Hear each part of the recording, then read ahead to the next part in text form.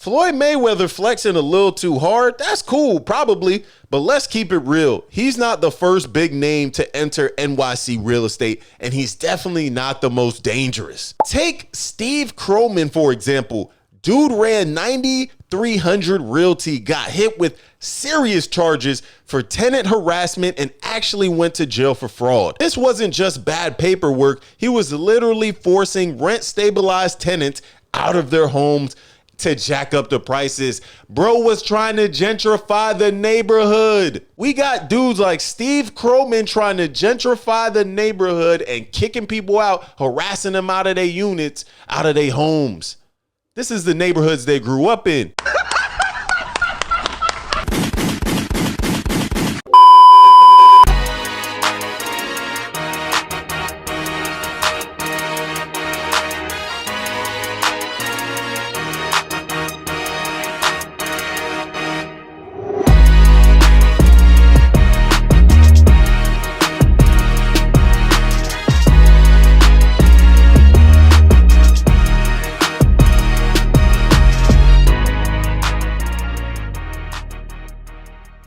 Welcome back. What's good? This is the Furious Robinson podcast, and I'm your host, Furious, your curator of conversation, wordsmith aficionado, voted most likely to be trending down the timeline. Hit the like button early. I'm back dabbling in the dark arts. You see the planes. This is a Sick Times media production. So retired boxing champion Floyd Mayweather Jr. recently announced the acquisition of a substantial real estate portfolio in Manhattan, claiming sole ownership of 62 apartment buildings valued at approximately $400 million. In February Instagram post, Mayweather stated, "All the buildings belong to me.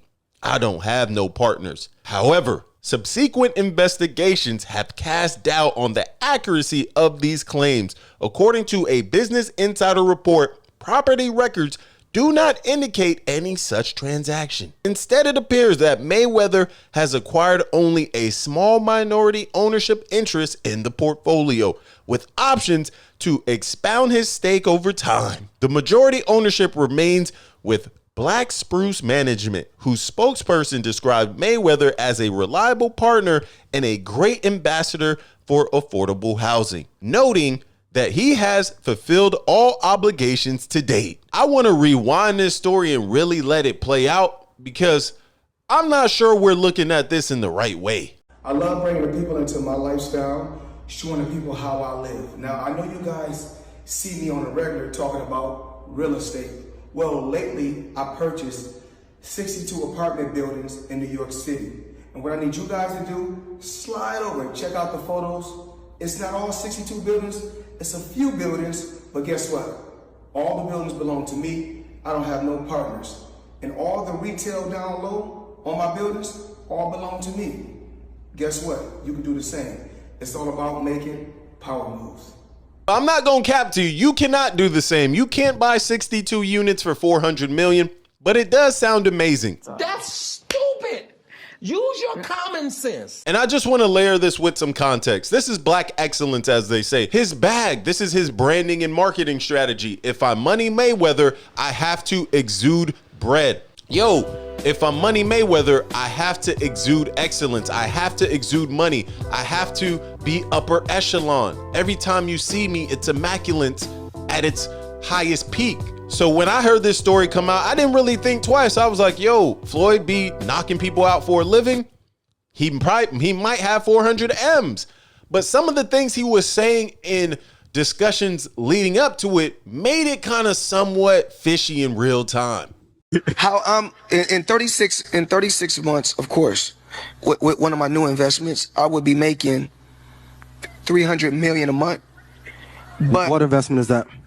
Just in That's an amazing question. What investment is that? Because if something costs $400 million and you can make $300 million a month, that would be an amazing return. That would be such a quality return. Now, I'm not saying any of this is fabricated information. I'm not on either side. Business Insider dropped a report. Floyd Mayweather copped 62 units. I'm just looking at it from the outside looking in. If I could make $300 million off a $400 million deal. And maybe he was over speaking. Maybe he might have thought about life returns. Like over his lifetime, he's going to make $300 million off the deal. It just doesn't make sense, especially with the amount of power players in NYC who would have already bought those 62 units if it was so lucrative. The white guy would have easily bought those 62 units up. And this is where I think the bigger understanding comes in. Because if you don't know, the true owner is Black Spruce Management. Mayweather at most holds a minority ownership stake and likely through a financial vehicle with options to expand over time. He is not the sole owner as he claimed on IG. When you're looking at it from a marketing and branding standpoint, I'm Floyd Mayweather. I have a fleet of black cars in Vegas. I have a fleet of white cars in Miami. Assets are leveraged out on loans. Everything isn't always paid for in cash. Sometimes we got to stop the shenanigans. Everything is sometimes just based off of your face card and good credit. So now if somebody understands, say I want to go buy my 15th Bugatti. That's just his bag right there. He just copping Bugattis. They're going to look at his portfolio and say, oh, if he ever goes into the red on this Bugatti, he has 62 units worth $400 million to leverage. So ideally, by nature, he has the money. So I look at all of this as a larger play for Mayweather. He's not the bad guy here. He's not doing anything wrong. The real charlatans are walking around in plain sight. Floyd Mayweather flexing a little too hard. That's cool, probably, but let's keep it real. He's not the first big name to enter NYC real estate, and he's definitely not the most dangerous. Take Steve Kroman, for example. Dude ran 9,300 Realty, got hit with serious charges for tenant harassment, and actually went to jail for fraud. This wasn't just bad paperwork. He was literally forcing rent-stabilized tenants out of their homes to jack up the prices. Bro was trying to gentrify the neighborhood. We got dudes like Steve Kroman trying to gentrify the neighborhood and kicking people out, harassing them out of their units, out of their homes. This is the neighborhoods they grew up in. Money Mayweather's claims are a little bit inflated. Maybe his business partners has a sketchy past, whatever.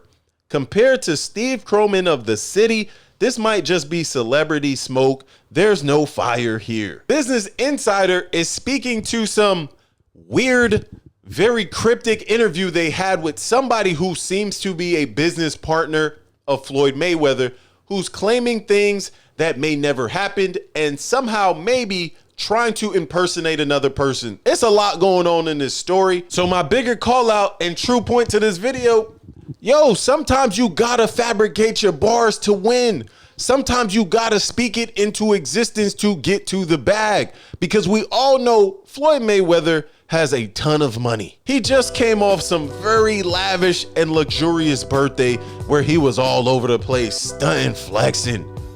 So I look at this as another play to leverage more wealth. If I have a great name, I know my name holds weight, especially in financial markets. I'm going to continue to leverage that play. Like, you could do your research and homework, and that's essentially what Business Insider is doing. But at the end of the day, we got to wake it up. Masterclass from Floyd Mayweather. This motherfucker don't miss. No, he's fucking good. That motherfucker don't miss, man. He's good. In the heat of battle, he don't miss. No. In the heat of controversy, he don't miss. No. Let me know what you think in the comments. Like and sub. This is the Furious Robinson podcast. Tell a friend to tell a friend that we up.